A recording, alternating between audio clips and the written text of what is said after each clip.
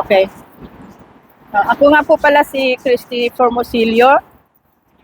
Nakatira po ako sa Block 23, Lot 14 sa Caloocan, Barangay Bagumbong, Quezon City.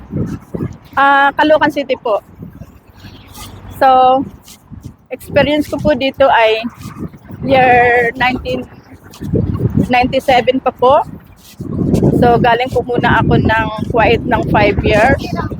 And then, almost 2 years po sa Taiwan bago po dito sa Hong Kong. Marami na rin po ako na-experience sa pag-abroad. At dito na rin po ako nag-senior. So, I'm coming, na po ako, 62 years old po sa May 5, 1962. So, nakilala ko po si Kuya Bal. Year, pa po yun, si Luda Damiana. Yan po siya. So, nanonood muna bago po ako nagkaroon ng channel na Christy Formosilio. Yan po. So, na-experience ko po dito ay okay naman po sa una kong amo. So, naka-6 years po ako doon. And then, po siya, nagpurgod po sila sa Australia.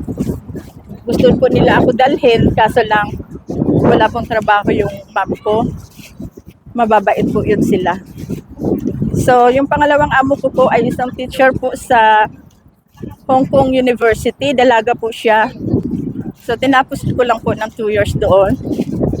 Then, pangatlo ko pong experience ay Pilipina ko pong amo na ang asawa po niya ay British po siya.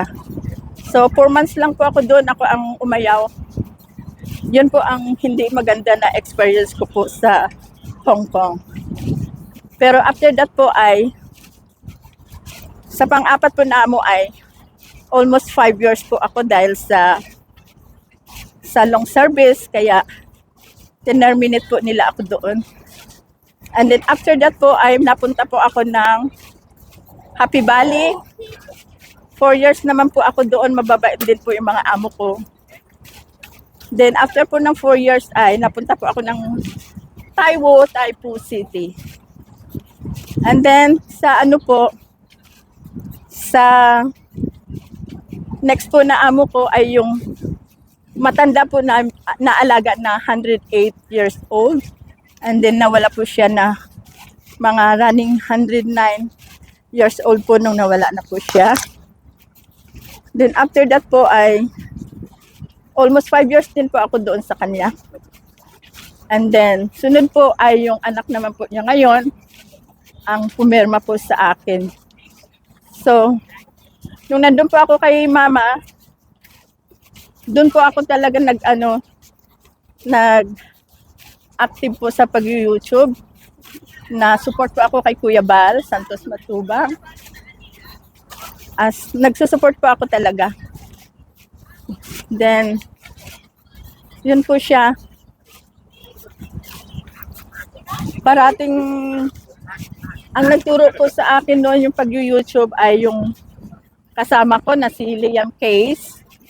Dahil wala po kasi akong hilig po dati. Pero hindi niya akalain na naging active po ako at hindi na po ako nahihiya.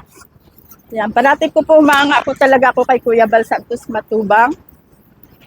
Dahil lalo na sa pagtulong po niya sa mga senior, na lalo na po sa mga mahihirap.